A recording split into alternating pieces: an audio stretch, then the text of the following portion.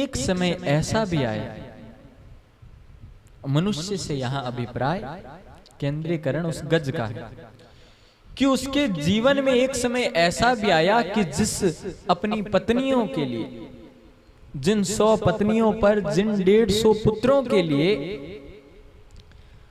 वह अपना वर्चस्व कायम कर रहा था, या जिनके लिए वह जी रहा था, जिन पत्नी बच्चों को वह अपना जीवन मानकर जी रहा था, जब उसके जीवन में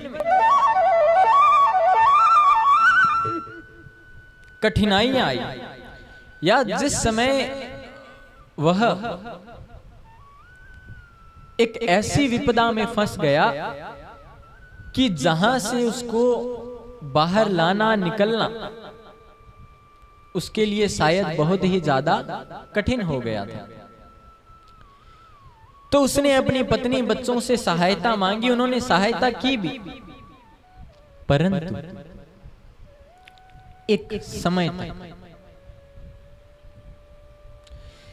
जब तक उनको एक समय लगा कि हम इतना कर सकते हैं, फिर वह सोचने लगे कि अब अगर हमने और सहायता की तो ये तो हमारा समय खराब होना हो गया।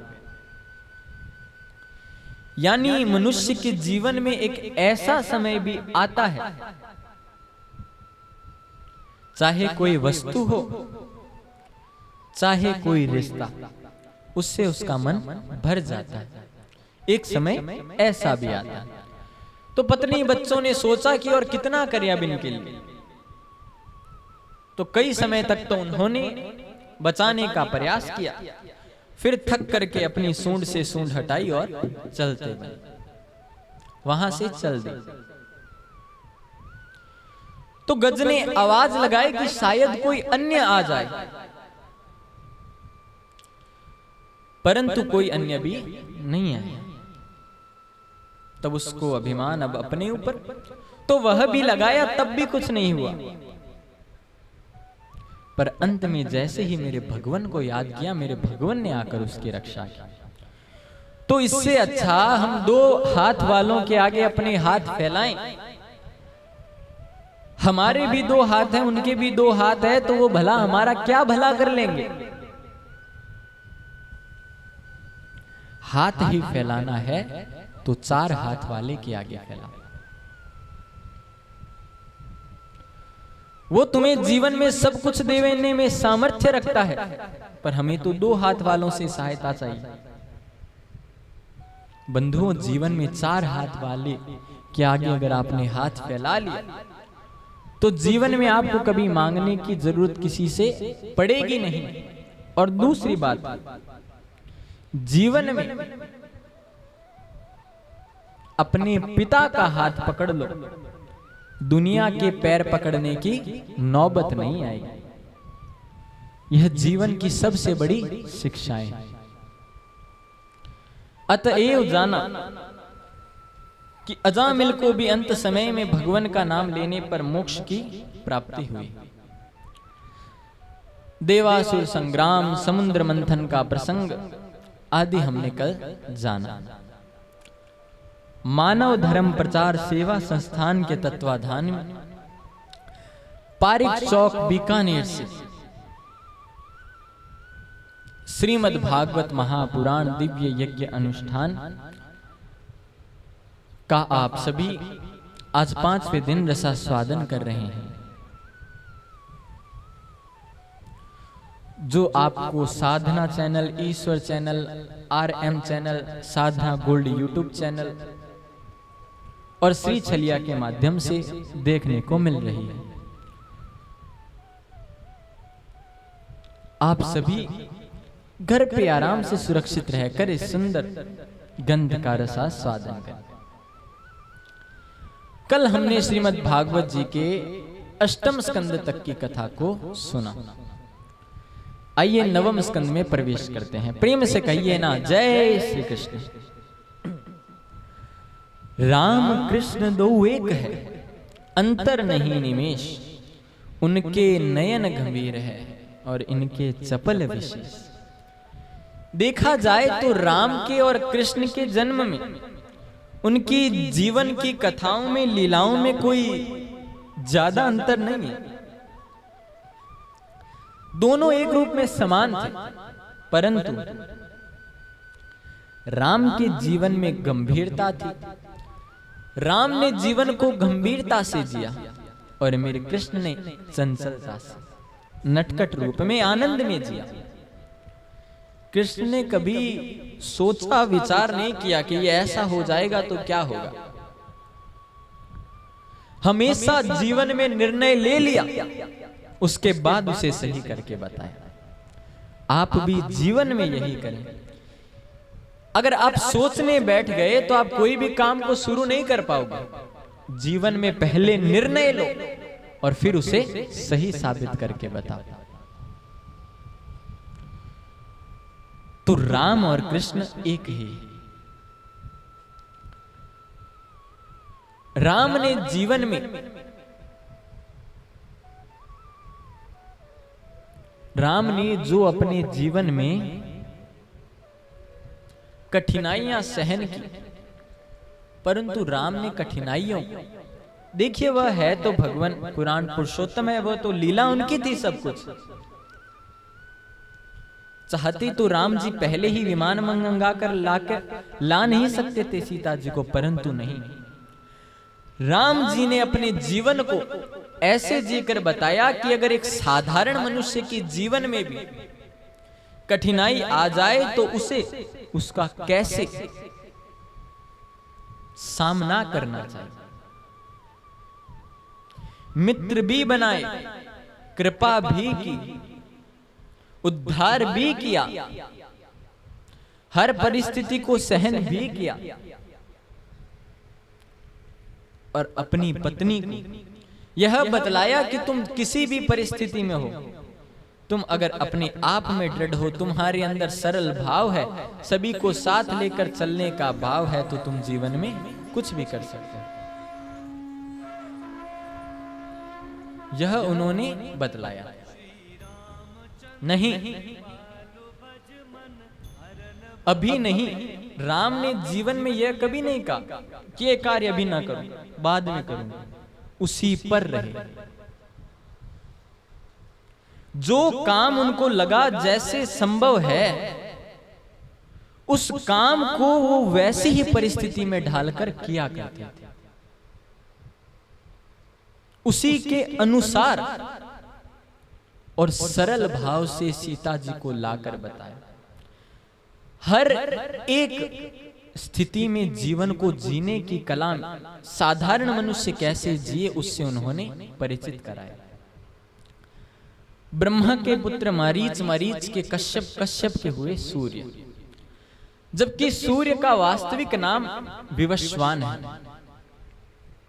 विवस्वान के पुत्र हुए वैवस्वत, जिनके पुत्र हुए प्रद्युम्न, जो विचरण करते करते गलती से भगवान शिव के आश्रम में चले गए और उनको श्राप मिल गया स्त्री बनने का। पर माफी मांगी, क्षमा याचना की, तो कहा 6 महीने पुरुष और 6 महीने स्त्री, परंतु यह तो संभव नहीं था। अतएव अंत में उन्हें अपना देह त्याग करना पड़ा। इसी वंश में आगे बढ़ते बढ़ते बड़ा ही सुंदर और विचित्र वंश था यह। एक राजा हुए शरयात। इस वंश में लगभग जो भी राजा थे, भिन्न भिन्न प्रकार से, मुख्य तो उनके नाम को और कैसे उनके जीवन चरित्र था यह जानने की बात कि कन्या हुई जिसका नाम था, इसी वंश में यह वर्णन चल रहा है कि सत्यवती नाम की कन्या थी। बाल चंचलतावश च्यवन ऋषि बैठकर तपस्या कर रहे थे और उनके शरीर पर दीमक लग गए, परंतु उनकी कन्या ने बाल चपलता से उनके जो नेत्र 2 चमक रहे थे, उसने सोचा यह क्या है, और उनमें तिनके डाल दिए, जिससे मुनि की आंखें दोनों सिधार गई, फूट गई, और राजन को न चाहते हुए भी उनके साथ में, च्यवन ऋषि के साथ में विवाह करना पड़ा। परंतु अंत में अश्विनी कुमारों ने जब वह सेवा देखी सत्यवती की, तब उन्होंने च्यवन मुनि की दोनों आंखें वापस लौटा दी। इसी वंश में राजन हुए नबक नाभाग, और यह वंश सबसे पवित्र माना जाता है, क्योंकि जितने भी राजा थे सभी अपनी सेवा के लिए माने जाते थे। एक राजा हुए हैं जिनका नाम है अम्बरीश। एकादशी को मुख्यतः अम्बरीश के नाम से ही जाना जाने लग गया। क्यों? राजन अम्बरीश की आदत थी कि वह एकादशी व्रत को बड़े ही नियमों से किया करते थे, एकदम नियम पूर्वक, एक एक नियम से। और उन्होंने, यह नियम था कि पहले तो वो पूरे दिवस कुछ खाते ही नहीं, और निर्जला एकादशी, बिना जल के, प्यासे भी रहते, बिना जल के रहते, और साधु संतों को भोजन कराने के पश्चात ही भोजन किया करते थे। इस समय भी अम्बरीश ने एकादशी की है, परंतु वह एकादशी हमारे जैसे नहीं थी कि सुबह हुई, ओहो आज तो एकादशी है, भूखा रहना पड़ेगा, चलो कुछ नहीं, सुबह सुबह थोड़ी सामक बना ली जाए। सामक बना ली गई, सुबह सुबह सामक का भोग लगा। थोड़ी देर हुई, अरे कुछ खा तो सकते नहीं, चलो फलाहार ही कर लेते हैं, चाहे फलाहार पहले लो चाहे सामक। तो थोड़ी देर बाद फलाहार कर लिया। अब रहा नहीं जा रहा है, भाई क्या करें, चलो दूध पी लेते हैं। फिर दूध पी लिया गया। फिर थोड़ा समय व्यतीत हुआ, अरे बिल्कुल भी नहीं रहा जा रहा है, चलो चिप्स तल लिए जाए, चिप्स तल के खा लिए। दोपहर का समय हो गया, अरे सुबह से भूखे हैं, एक समय ही खा सकते हैं, तो जो भी उस समय वह भोग बनता है वह बनाकर खा लिया।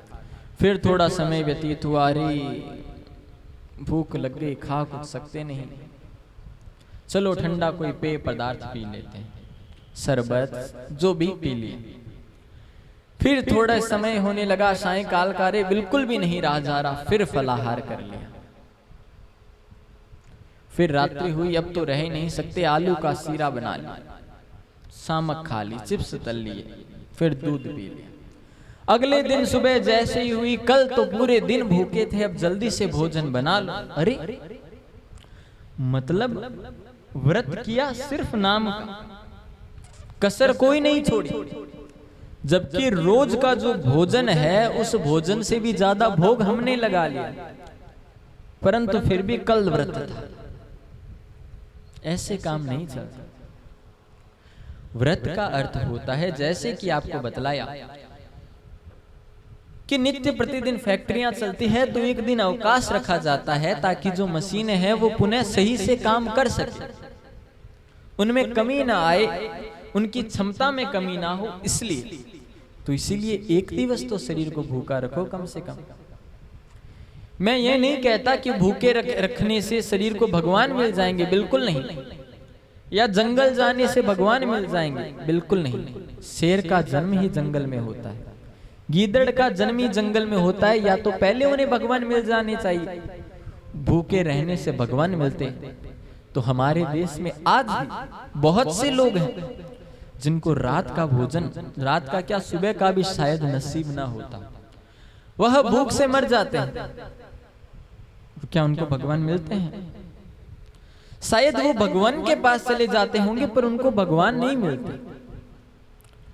यह हमने मन में भाव बना लिए। व्रत का अर्थ है संकल्प करो, अपनी बुरी आदतों को त्यागो, वह आपका सबसे बड़ा व्रत होता है। तो राजन ने भी व्रत किया है, नियम से बिना जल पी। राजन के यहां पर दुर्वासा मुनि पधारे, और दुर्वासा मुनि ने पधार कर कहा, अरे राजन ने देखते ही खड़े हुए प्रणाम किया है, कहा मेरा तो व्रत पूर्ण हुआ, आप जैसे ऋषि आज मेरे यहाँ पधार गए, तो ऋषिवर क्या हम पालना कर ले? तो कहा सुनो, मैं स्नान इत्यादि करके आता हूं, फिर साथ में ही भोजन करेंगे। कहा ठीक है मुनि। मुनि गए तो मुनि को लग गया अपनी पूजा पाठ माला में समय। अम्बरीश राजन ने जब पता किया तो पता चला कि यह एकादशी में द्वादशी के कुछ ही पालने के बाद त्रयोदशी शुरू हो जाती। अभी वही आई थी कुछ समय पूर्व जो एकादशी थी, उसमें एकादशी की शुरुआत थी, द्वादशी चल रही थी और उसके कुछ ही क्षण पल में त्रयोदशी की शुरुआत हो रही है।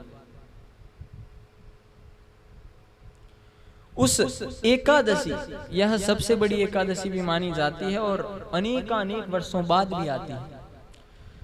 अम्बरीश ने पता किया तो कहा रे त्रयोदशी आने वाली है, तो व्रत का तो पालना करना जरूरी हो गया। तो भोजन नहीं किया, केवल हाथ में चरणामृत लेकर उसका पान करने ही वाले थे, उस भोग को लेने ही वाले थे कि इतने में वहां पर आगमन हो गया मुनिवर का। कहा अरे हमें वचन दे दिया और हमें बिना भोजन कराए भोजन कर रहे हो।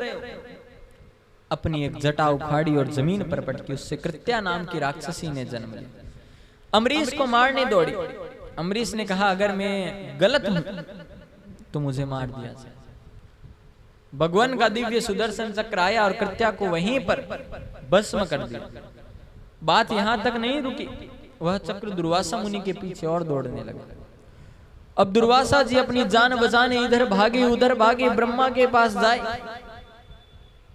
शिव के पास जाए। उन्होंने कहा विष्णु का काम है, उनके पास जाओ। भगवान विष्णु के पास गए। विष्णु भगवान ने कहा मेरे लिए मेरा प्रिय मेरा भक्त है, भक्त जहां पांव धरे वहां धरूं मैं हाथ, और सदा संग लागत फिरूं और कभी न छोड़ूं साथ। इसलिए भक्त ही माफ कर सकते हैं आपको। और दुर्वासा ऋषि दौड़े दौड़े आए और सीधे अम्बरीश के चरणों में गिर गए। अम्बरीश ने उठाया, पर देखिए सबसे बड़ी बात कि दुर्वासा मुनि 1 साल तक ब्रह्मांड में घूमे हैं और 1 साल बाद आए, तब भी अम्बरीश अपने हाथ में वह चरणामृत लिए खड़ा था। भोजन नहीं किया है, सोचा जब तक संत को भोजन नहीं कराऊंगा मैं प्रसाद नहीं लूंगा। दुर्वासा गदगद हो गए, अपने आप को कोस रहे हैं, माफी क्षमा मांग रहे हैं। अम्बरीश ने उठाकर हाथ जोड़कर कहा अगर मैंने संत में और भगवान में कभी भी कोई भेदभाव नहीं किया हो तो ये लौट जाए। और वह चक्र लौट गया। प्रसाद पाया गुरुवर को, फिर स्वयं ने प्रसाद पाया। ऐसा यह वंश अनेक राजा हुए। अम्बरीश जो सबसे पुण्यमयी राजा, राजन हुए हरिश्चंद्र, जिनकी परीक्षा के लिए सत्य के लिए अपना सर्वस्व दान कर दिया। विश्वामित्र द्वारा वह सत्य पर सदैव अडिग रहते थे, सत्य से पीछे नहीं हटते थे। और जो सत्य पर अडिग रहेगा, हमेशा सच बोलेगा, उसके जीवन में बाधाएं आएगी, उसकी परीक्षा ली जाती है। तो राजन हरिश्चंद्र की भी परीक्षा ली और उस परीक्षाओं का यह उत्तर हुआ कि विश्वामित्र ने उनसे उनका सारा राजपाट मांग लिया, उन्होंने दे दिया, परंतु और अब सामने से दक्षिणा देने की भी मांग करने लगे। तो हरिश्चंद्र को अपनी पत्नी और पुत्र रोहिताश्व के साथ में बिकना पड़ा। बच्चे पत्नी को एक विवरण आता है कि उन्हें तो एक ब्राह्मण के यहाँ पर भेजा गया, स्वयं एक चंडाल के हाथों बिक गए और अपने काम करने लगे। कर चुकाने के लिए जब विश्वामित्र ने कहा है, इधर रोहिताश्व को एक सर्प ने डस लिया। पत्नी उन्हें लेकर जलाने के लिए अर्थात चंडाल के यहाँ पहुंची, तो वहां हरिश्चंद्र उसे जलाने के लिए भी कर मांगने लगा। उसके पास था ही क्या, उसने साड़ी का अपने पल्लू फाड़ कर दिया। और एक स्थान पर यह भी वर्णन है कि विश्वामित्र द्वारा उसे साबित कर दिया गया यह बुरी है, और उसे मारने के लिए कहा गया आंखों पर पट्टी बांधकर। हरिश्चंद्र जैसे ही मारने को आतुर हुआ और उसने तो वह कुल्हाड़ी चला दी, उसमें से स्वयं सत्यव्रत भगवान प्रकट हुए। बोलिए कृष्ण कन्हैया लाल की जय। कि वाह रे हरिश्चंद्र, आज भी सत्य से विमुख न हुआ, अपना कार्य को तूने पहले माना और सब कुछ पुनः लौटा दिया। फूलों की वर्षा हुई है आकाश मार्ग से, तो सत्य पे अडिग रहोगे तो बाधाएं आएगी। बाहुक नाम के राजा हुए जिनके घर में संतान नहीं होती थी। नारद जी द्वारा उनके घर संतान तो उत्पन्न की गई, परंतु अन्य रानियों ने उसे जहर दे दिया। परंतु नारद के पुण्य प्रताप से वह जहर को साथ में लेकर उत्पन्न हुई, इसलिए उसका नाम हो गया सगर। सगर की 2 पत्नियां थी, सुमति केसनी। केसनी के असमंजस हुए सुमति ने एक मांस पिंड को जन्म दिया। ऋषि ने क्रोध में आकर उसके 60,000 टुकड़े कर दिए, पर मंत्र दिव्य शक्ति से वे 60,000 पुत्र बन गए। अश्वमेध यज्ञ किया गया राजन द्वारा। इंद्र आया और 100वां घोड़ा चुरा कर ले गया, ले जाकर कपिल मुनि के आश्रम में बांध दिया। उसके 60,000 पुत्रों ने जमीन को इतना खोदा कि नाम पहले तो समुद्र ही था, पर इतना खोदा समुद्र के पुत्रों ने, सगर के पुत्रों ने, कि उसका नाम सागर पड़ गया। पहुंचे कपिल मुनि के आश्रम, सोचा यह तिलक लगाकर, क्योंकि वह आश्रम में इंद्र द्वारा घोड़ा बांध दिया गया, तो उन्हें लगा यह झूठ में नाटक कर रहा है, तो मारने के लिए दौड़े। कपिल मुनि ने नेत्र खोले, 60 के 60,000 बस में। असमंजस द्वारा प्रार्थना की गई, अंशुमान द्वारा की गई। कपिल मुनि द्वारा संदेश हुआ कि इसका कल्याण केवल भागीरथी गंगा कर सकती है, जिसको जब भगवान ने वामन स्वरूप लिया और अपना पैर ऊपर की ओर बढ़ाया, भूव स्वर्ग मह जन तप सत्य और ब्रह्मलोक में पैर पहुंचा, तो ब्रह्मा ने जल से भगवान के अंगुष्ठ अंगूठे को धोकर अपने कमंडलों में भर लिया। वही गंगा जल इसका आकर इनका कल्याण कर सकती है। दिलीप ने प्रार्थना की, नहीं ला सके। असमंजस अंशुमान दिलीप द्वारा प्रार्थना हुई, नहीं ला पाई। भागीरथ प्रार्थना करके अंत में भगवान शिव को प्रसन्न किया, गंगा जी को भी प्रसन्न किया, और उनको भगवान के कमंडलू से होते हुए, ब्रह्मा जी से सीधे हिमालय उतरते हुए, भगवान की जटाओं में होते हुए, क्योंकि सीधे ही गंगा आ जाती तो इतना वेग सहन नहीं कर पाते, तो शिव की जटा से होते हुए यह हमारे बीच पधारी हो, और आज भी हमें कृतार्थ करती है। ऐसे ही जल भर के रख लो, वो खराब हो जाएगा, पर गंगा जी से भरा हुआ जल कभी भी खराब नहीं होता। ध्यान दीजिएगा इस बात का। इतना पवित्र है वह, क्योंकि वह विशाल है। अनेक अनेक राजा, युवनाश्व राजा, और ऐसे ही एक राजा हुए जिनके घर विश्वामित्र हुए। यह प्रसंग हम आगे जानेंगे कि ऐसे ही राजा हुए जिनका नाम था मानधाता, जो कि राजन की पेट से जन्म ली युवनाश्व की। इसलिए उनको जब बाहर निकाला गया, क्योंकि उनके घर संतान नहीं थी, तो जो क्षीर का चरु पत्नी को पीना चाहिए था उन्होंने स्वयं ने पान कर लिया, इसलिए संतान उनके हुए। पेट चीर कर संतान बाहर निकाली गई। इंद्र ने अपनी तर्जनी अंगुली से उसे दूध पिलाया, उसका नाम था मानधाता। उनके हुए मुचकुंद, जिनको भगवान कृष्ण ने कल्याण करवाया, कृष्ण द्वारा जिनका कल्याण किया गया। सूर्य वंश में किसी भी राजा का अगर संतान बिना यज्ञ के उत्पन्न हुई ही नहीं, बहुत कम। इन्हीं वंश में हुए अज और रघु। सब जगह कीर्ति फैली हुई है राजन की। दशरथ की प्रजा बड़ी ही खुशमय है, परंतु घर पर कोई भी संतान नहीं। यज्ञ किया गया, यज्ञ देव क्षीर का चरु लेकर प्रकट हुए। अर्ध अर्ध भाग तीनों रानियों में कौशल्या के कई सुमित्रा में बांट दिया गया और तीनों में बराबर भाग बांट दिया राजन ने। और समय उपरांत नौमी तिथि मधुमास पुनीता शुक्ल पक्ष अभिजीत हरि प्रीता। नौमी तिथि को चैत्र मास नौमी तिथि शुक्ल पक्ष ठीक 12 बजे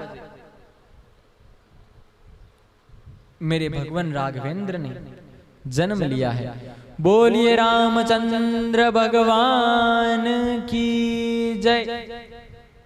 राम भगवान ने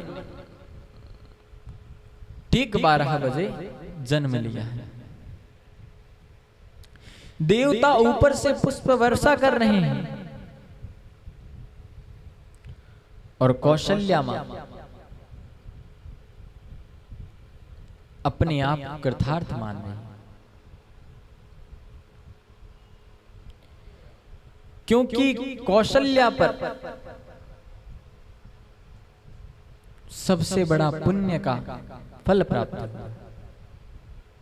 कौशल्या हितकारी हर्षित महतारी मुनि मनहारी अद्भुत रूप विचारी। लोचन अभिरामा तनु घनश्यामा निज आयुध भुजचारी। भूषण बनमाला नयन विशाला शोभा सिंधु खरारी। कई दुई कर जोरी अस्तुति तोरी कही विधि करो अनंता। और राम सब पर कृपा करने के लिए अवतरित हुए, कृपा की है सब पर। श्री रामचंद्र कृपालु भजन की जो कृपा के सागर है, ऐसे भगवान श्री राम ने कृपा करने के लिए अवतरित हुए।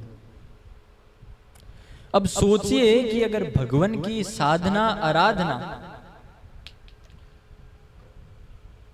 हम करें अच्छा लगता है, पर वैसे ही अगर कोई छोटा बच्चा भगवान की साधना में तत्पर हो धीरे धीरे, तो वह कितना सुंदर आभास देता है। और हमारे भगवान राम छोटे से बालक के रूप में तो आए हैं, परंतु भगवान शंख चक्र गदा किरीट सब लेकर के आए हैं।